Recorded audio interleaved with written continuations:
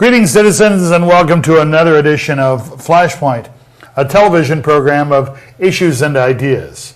Flashpoint is brought to you by the Lawrence Debate Union, an endowed co-curricular activity at the University of Vermont that trains University of Vermont students in the arts and skills of debating and has them debate competitively, educationally, and sometimes with frivolity as well. All kinds of contestants and opponents from around the nation and now around the world.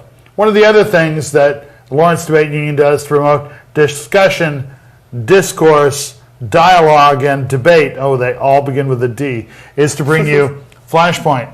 Flashpoint's available on local public access cable television here in the Burlington, Vermont area. It's also available for on-demand viewing. Please go to our website, debate.uvm.edu, and hit on the Flashpoint icon, and you'll be taken there for literally dozens and dozens of Flashpoint episodes. My name's Alfred C. Snider. I'm the Edwin W. Lawrence Professor of Forensics at the University of Vermont. Ain't that a mouthful, but I'm proud of it. And I'll be your facilitator for this entirely volunteer and unpaid discussion. Joining me, as always, are two members of the University of Vermont debate program, and I'm glad to have you guys back. You guys were dressed in the same clothes last week. Boy. I don't change. You don't change. Joe Torda. Hello, Joe. What's some political issue that's, besides the one we're about to talk about, that's on your personal agenda? On my personal agenda, I would say the struggle in Burma right now. It's it's chilling what's happening there. And I think that it's great that it's become more in the public eye, but I would like to see, obviously, more international intervention. Okay. And Sam Ricker, how many shows is this now for you? I want to say 14. Whoa, you're keeping count. Yeah. Joe can't count that high. Joe, I don't have that many fingers. And what's an issue that's catching your personal attention now besides the one we're about to talk about? I hate to sound petty, but the legalization of marijuana and the reform of U.S. healthcare. Okay, cool. Well, we're not going to talk about any of that because we have Flashpoint show number 351. That's right, only 49 more and we'll be at 400. I remember they said we'd never make it to 100, but hey, here we are, 351, Coalition of the Billing. You may ask, what's that about? And I would say there's a new wave of private, mercenary, military, and semi-military forces that are being developed by the United States and by other countries to be used as security surrogates to do whatever we may want, protect people or blow things up or keep order in post-Katrina New Orleans or whatever. And that's right, the word we're using for it is the biggest firm in the area, Blackwater, even though it's not very old. And the question is it appropriate to have such a privatization of security and military interests? Are there adequate protections and controls on such groups? Are they being used appropriately? Are we having more of a surge in Iraq than we may even understand because of this? And who's behind it? Are there any alternatives? All of these are things we're going to be exploring on this edition of Flashpoint. So let's go. Let's start with Blackwater. Now, we know that there are 28 different companies who did this kind of stuff, but Blackwater seems to be the number one. Who is Blackwater? Blackwater, it's as you said, a private security company that was started up by Eric Prince, who founded it in 1997 with money he inherited from his father, Edgar Prince, the head of the Prince Automotive. Daddy Edgar helped finance Gary Bauer's Family Research Council. Boo. Which was a very hardcore right-wing, neoconservative, basically culture war. Pop music, words of the devil, and stuff like plot, that. Yeah, right. And was a major GOP contributor. Prince's sister, Betsy, is married to Dick DeVos, failed candidate for governor of Michigan, and leader of the DeVos family. Founders of Amway, and major funders of Republican and conservative causes. Wow. So you have the Family Research Council, Automotive Parts, Amway, the Republican Party, and a huge private security firm. Okay, what do they do? Well, here's some cute, fluffy information from Blackwater themselves. Blackwater USA offers tactical training, firing range and targeting system, and security consulting under its subdivisions. Its training center, targeting systems, security counseling, and a canine unit. According to its website, Blackwater provides a spectrum of support to military, government agencies, law enforcement, and civilian entities in training, targets, and range operations as a solution provider. Their slogan is providing a new generation of capability, skills, and people to solve the spectrum of needs in the world of security. They received no-bid contracts in Iraq, Afghanistan, and post-Katrina New Orleans from the Bush administration, now totaling over $1 billion. So it sounds a lot like boot camp for anyone. It's business. Yeah. It's business. And what kind of events are they involved in? Well, we usually don't do this kind of thing, but I'm going to tell a story about something that happened in Baghdad, and you'll get an idea of the kind of things that Blackwater's involved in. So here we go. Hassan Jabir al-Mayahi was in a hurry. The Iraqi lawyer had a date at appeals court, but it was midday in downtown Baghdad, and his 1995 Korean-made sedan ran into an all too familiar and aggravating problem. A convoy of sleek SUVs, armored vehicles, and a couple of Iraqi security cars had blocked off Nashur Square, snarling traffic. Al-Mayahi watched the time tick away for several minutes. Then he heard gunfire.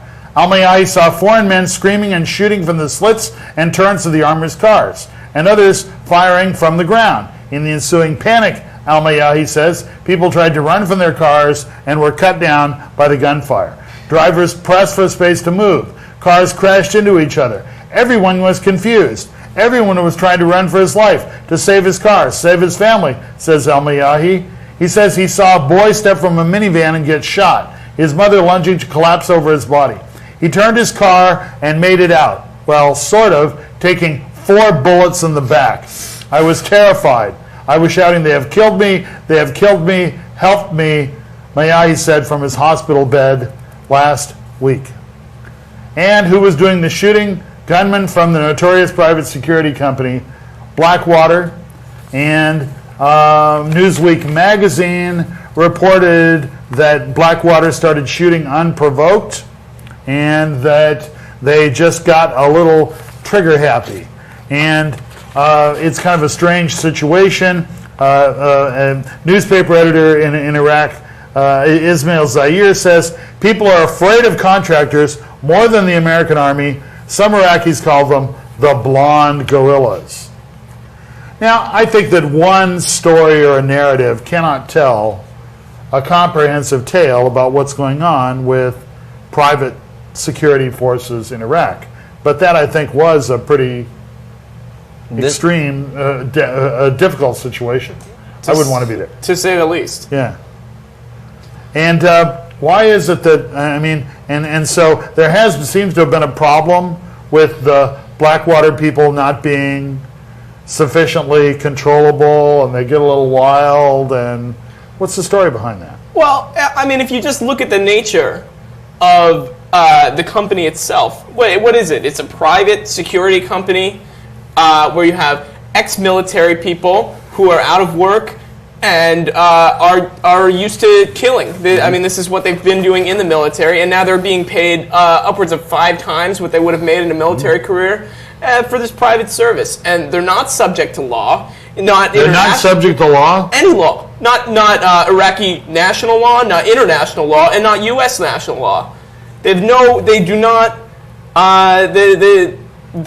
are not held accountable for their actions by any government. So what happens? Let's say you're a Blackwater guy and you kind of get out of control and machine gun some people. Well, basically, they essentially hand you your pink slip and put you on a jet out of the country, and that's it. No, no legal repercussion. You're fired. Well, for example, Oh, never mind. I'm sorry. Another example is on Christmas Eve of last year. I believe someone who was in control of the security of the vice president of Iraq, he got into a drunken dispute with a Blackwater agent and was killed in ensuing chaos. Yeah, and I understand that the vice president's security guard was not drinking. No. But the Blackwater guy was. He was. He was drunk, and he got into a fight, and he killed this guy. And they evacuated him out of the country. Okay, well, anytime you have people with guns in difficult situations, stuff happens. You have friendly fire incidents. Although I hate using that friendly fire. I want to put that in quotations indicating that I'm opposed to that. Thank you. But stuff happens, and innocent people get killed. What's the difference between Blackwater and the kind of thing that happens in war? Well, as I said, they're not held accountable for their actions. I mean, soldiers, they are members of a national force, and they're subject to those laws, and also international laws of war. But it's a difficult situation. It's very dangerous, and they're protecting like U.S. officials, visiting Congress people, ambassadors and stuff like that. So somebody's got to protect them, right? Well, and sometimes things go wrong. Well, I'm trying to be devil's advocate here for a minute. Well, the notion is, why aren't the Marines doing this? I mean, why are we having this private security force, which is only one of 28?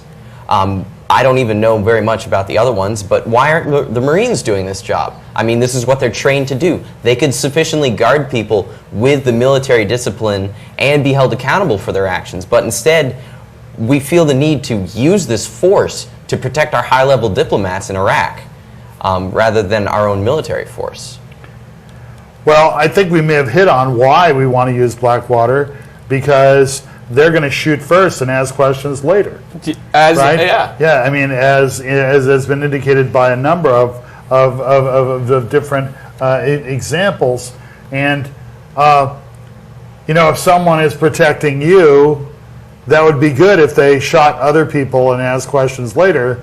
It might be good for your safety. It might be bad for the human race in general and any kind of moral code. But you see what I mean? I mean, they want to be. They are the toughest of the tough. They're the blonde gorillas. Well, Blackwater is proud to say that all of their clients have remained protected under. Yeah, none of their clients has ever been killed under their watch. But apparently, the collateral damage of civilians is something that can easily be ignored. Well, when you're driving and gunning down people with automatic weapons and not even stopping to count the bodies, it's mistakes happen. Yeah.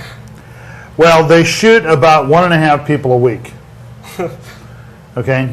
And, I mean, that's not necessarily 1.5 bad people or good people, but they shoot 1.5 people a week. So that's not very many statistically, but if you're a security guard just guarding someone and you shoot more than 1 people a week, that's not a good sign. Any indication that these people are not, I mean, maybe they're highly trained, highly skilled, really excellent? I mean, some of them are. Yeah. But this is not to degrade from their training, but they've recruited people from the Chilean military that served under Pinochet. You've got fascist soldiers under the employment of the U.S. government. And it's unbelievable. I'm stunned. I'm stunned that government money is going toward the execution, the senseless slaughter of Iraqi civilians. And I've read a statistic that 1 in 7 Blackwater employees has been guilty of misconduct. Right, and so that seems pretty high. Well, for a security force. Mm-hmm. It'd be nice to say if the example you read was an isolated incident, but clearly it's becoming more and more frequent. And if 1 in 7, are even caught for misconduct, who knows what happens that people don't find out about? The very notion that this is a growing problem, and that it's only going to get worse. Yeah, so 1 in 7. And there are 30,000 of them? That That's not good. No, that's no small number either. Right. It's Right. ridiculous. We're talking about over 4,000 of the 30,000 have been discharged from misconduct. What do you do? So what would the answer to that be? Better recruiting? But I mean, where do you find 30,000 rough and tumble security guards ready to go to Iraq? That's got to be a tough assignment. You find them in people that were too mentally unstable to be accepted into formal militaries, Or were discharged. or had been discharged for probably similar conduct. Yeah, that's how you staff a security force of this nature. Is you find crazy people that are trained at using guns and are willing to use them. Yeah, they've got to be willing to, because they're not fighting for a country. This is the coalition of the billing, right? They're being paid to do this, and it's entirely a for-profit kind of thing. And it ain't no easy thing. I mean, here's The Guardian from the UK, which I think is an excellent newspaper, by the way, and one that's excellent. And they say that Mr. Prince has reported that 30 of his guards have been killed in Iraq. So, people who go there know that it's dangerous work, right? They've lost no clients but 30 of their guards. So, it's not, I wouldn't sign up. It's not a walk in the park.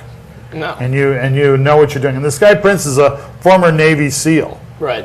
as well. So he's kind of into that. Right. Now, there are currently, according to the Asian Times, there are 170,000 U.S. troops in Iraq, and 30,000 of these security guards. Okay, so that's what, 15% Yeah. of the total are these security guards? Could we be having much more of a surge in Iraq than we know of? Well, it's 30,000 American troops that are undocumented as being so because they are not under military jurisdiction. They're this private security force. So yeah, absolutely. I mean, that's exactly what we're dealing with. And the notion that we need these extra 30,000 security guards to supplement, the United States military, which by any standard of measure is a formidable fighting force, it's probably, an indication of perhaps how bad the situation actually is if, things are the way they are now and we need these 30,000 security guards to still maintain this chaos. It pretty much speaks to how bleak the situation is.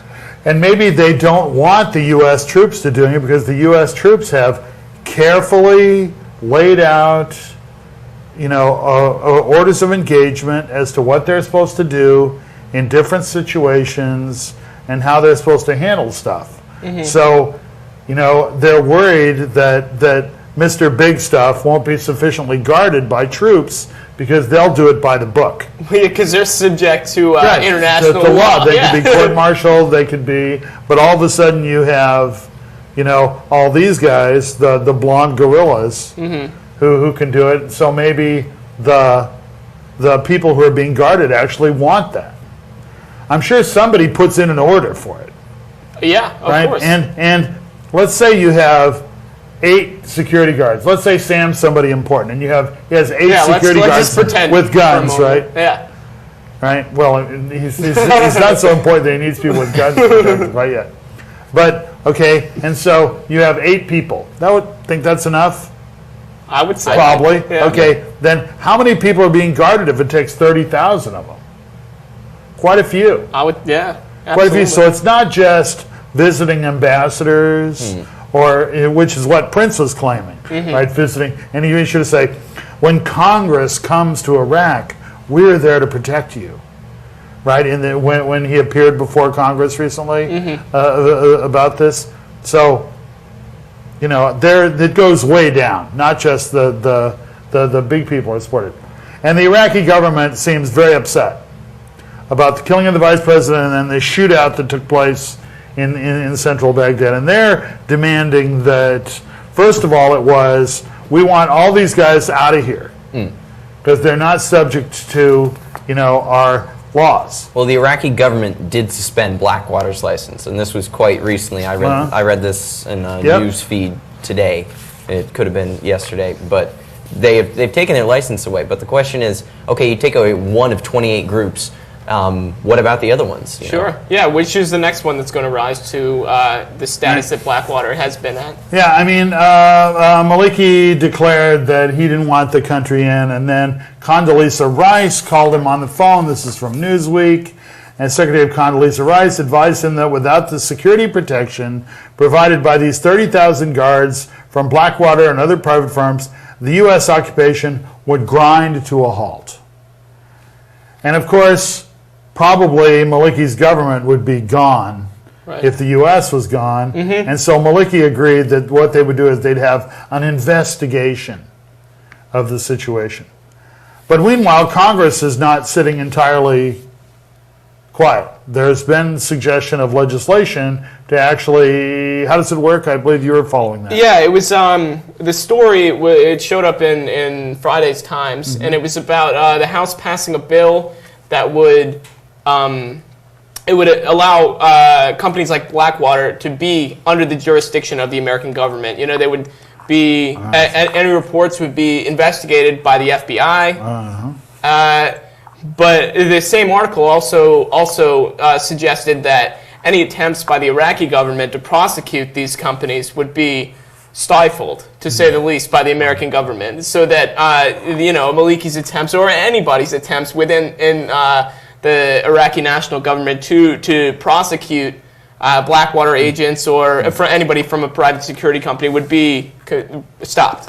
Well, that's at least consistent on the part of the U.S. government. They don't want any U.S. soldier or security person to be prosecuted by a foreign government. Foreign agent. I mean, that's why we don't sign on to the International Criminal Court, because we don't want to give anyone which has been accepted by almost every nation in the world, except the United States, because we refuse to have our soldiers under any jurisdiction of a foreign court. I guess my concern is if we had a troop drawdown of 25,000 troops, that might look politically good for George Bush, but might he just throw in 25,000 more Blackwaters? Certainly the potential is there. I mean, if these security forces have the depth to satisfy the needs of the American government, if you have enough. If you could find 25,000 more. Right. Then absolutely. But that might be a daunting political process to find 25,000 more, and you might be scraping the bottom of the barrel. Well, you might the quality might go down, but the economic incentive to make 5 times a military career and do the same thing, would probably draw some pretty interesting characters. To say if the 1 in least. 7 are dismissed for misconduct, and the quality goes down, I don't want to think what would happen then. Yeah. Yeah. And the costs are Democrat Henry Waxman. Oh, he's always causing trouble. So a sergeant in the U.S. Army costs the taxpayer about $50,000 or more a year, whereas a Blackwater guard costs 6 times that. So you're making $300,000. Well, at least that's what it costs. Right. They're probably not making that much, but they're probably making a couple $100,000 Sure. or $150,000. Yeah. He says, are we paying more and getting less, he asked. He referred to an incident in Afghanistan in which 2 Blackwater pilots had crashed with the loss of 3 U.S. soldiers after flying too low, allegedly for fun. Well, this is inexcusable. When you're flying for fun and U.S. troops get killed as well, I mean, someone has to be held accountable. Flying for fun? What is this? It's like I think they were buzzing. Yeah. I think they were buzzing people on the ground for fun, and then they ran into a hill before they could pull up. Well, they're also sadistic. Yeah. So. Okay. And but what do you do? Just say no security guards? What should we do? You say no private security companies under the employment of the national government. I'd say the United States has a fairly substantial military force, and this employment of private security forces that are not subject to laws is that What we want for our future is. Yeah, it costs 6 times as much, and they're many more times likely to pull the trigger. Yeah. If an individual is important enough that they feel they should have private security, they can pay for it. But when the American taxpayer pays for these no-bid contracts for wackos, protecting people, we could say no private security firms, not no security firms, because obviously there seems to be a demand for 30,000, but how many of those are necessary? Well, if you went to Iraq, you'd probably want a bodyguard. Damn right. Especially if you went to Iraq as a representative of the U.S. government. Yeah. So I mean, you'd want some. But what I think is Marines protect U.S. embassies all over around the world. So, and Marines are tough. Big up the Marines. You guys, you know your business, right? And so why can't they do it? That's what I don't understand. And pay them a little extra.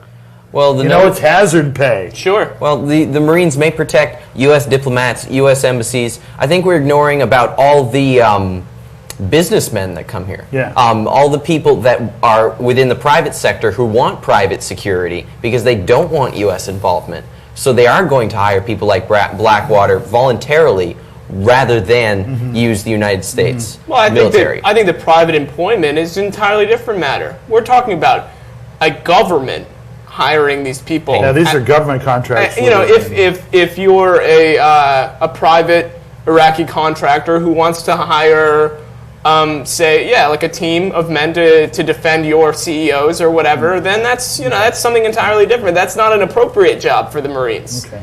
All right. Now we're coming up on the end, so we don't like it.